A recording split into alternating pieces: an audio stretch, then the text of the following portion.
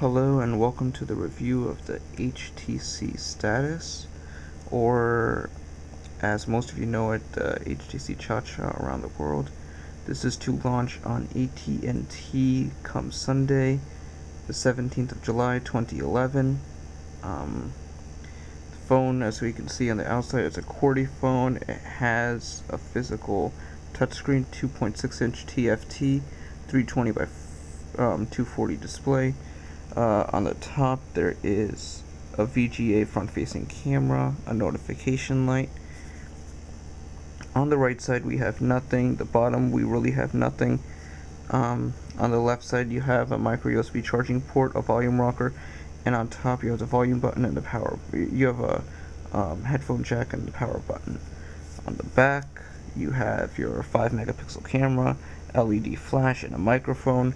And it has this somewhat unibody type bezel type thing set up. Nice HTC written in silver across the back, which sort of links it up to the front with the screen. You have, now taking a look closely at the QWERTY keyboard, you have a call and an end button. You have your physical keyboard, which is actually really nice. You have your number pads. You actually have a .com button right there. You press function and that key. But the main feature on this, the main selling point for this phone is that button right there, the Facebook button. To power this thing on, and it has Sense. It's Android 2.3 with Sense 2.1 with a couple 3.0 perks on it. You can adjust these 4 icons here, drag into the ring, and it will open you up into that contact list or wherever you are, or you can just drag the ring up to take you to the home screen. This is Sense 2.1, as I said. It runs 2.33.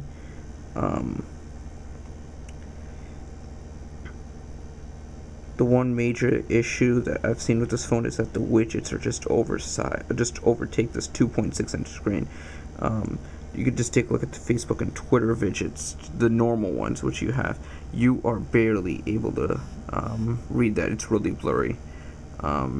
The Facebook chat widget, all these widgets, messages, all of these take up a ridiculous amount of space on the screen.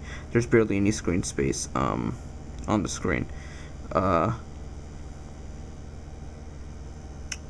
that's one of the major issues with the Sense, and of course it's Sense 2.1, so it gets annoying. You have your 4 buttons down here, your home, menu, back, and search. And you can do whatever you need to do. Menu system's still there. Menu system looks pretty straightforward. The phone only has 512 megs of ROM, which is unfortunate for this type of phone. It's geared towards 14 to 25-year-old females who prefer using Facebook, who are huge Facebook addicts. As you can see, the keyboard lights up. But it only has 512 ROM. It comes with a 2 gig micro SD card. No other big major caveat features for this thing. It has a front-facing camera for video chat, but there really isn't no video chat client besides Tanga for this thing. What is it called? Skype is not available for this yet. This is a Netflix compatible phone, but then again, you're looking at it on a 2.6-inch screen, which is TFT, 320 by 240 display. So, like I said, the main cool thing about this phone is the Facebook feature. Now, if you press the button down, or if you press it once quickly, you can update your status directly from there using the Facebook HTC app. If you hold the button down, it will launch places for you, and you can check in. And I think this actually uses the actual HTC app, if I'm correct. If you're looking at an article online, you can hit the Facebook button. Will start pulsating as it is right now, and all you do is hit the button. It would gather the link. Actually, let's see if I can get that again. It starts pulsating again. I think you hold it down. Hold it. You press the button, and it will give you. There you go. It'll give you the information and it will post it directly to your wall. Allow you to add a caption, and you just hit post right there. It has that major feature. It allows you to keep an eye on different people. It has its own Facebook chat widget. You could set up a widget for your own friends. It has enhanced caller ID, where it gives you your friend's Facebook status while you're calling them. It reminds you of their birthday while you're calling them. So this is a very social centric phone. If you are in the camera app, let's get into the camera app. It has a front facing camera, as I said, VGA. You could see us recording. But let's say I want to take a picture. So I'm going to take a picture of my machine right here, which is actually this baby right here, which is blurred out now. But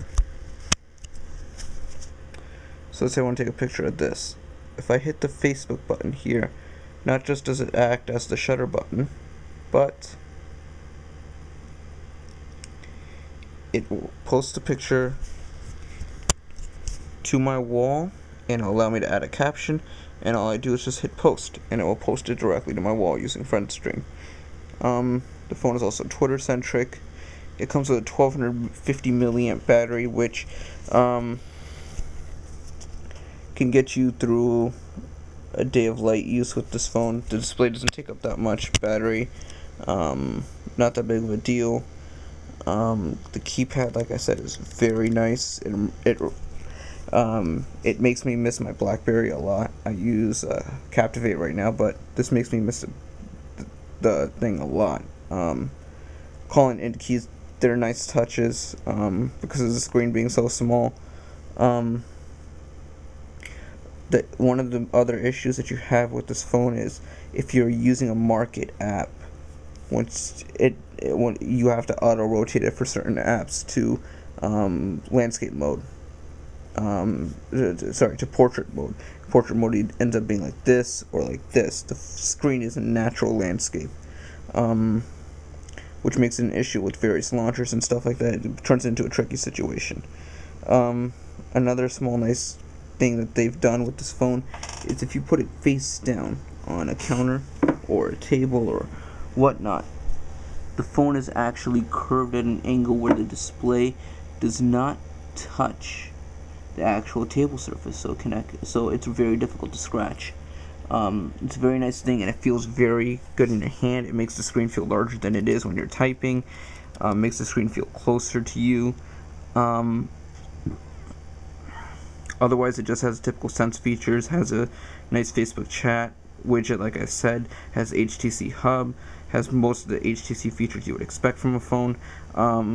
Another weird thing is that this is the home screen. You can't go left of it. Awkward, but okay. Does Netflix, does most of the stuff you need to do. Has an 800 megahertz single core processor.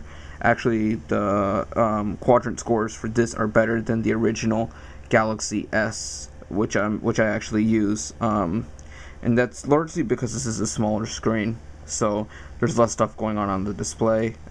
So it should be able to do that, and it's decently snappy.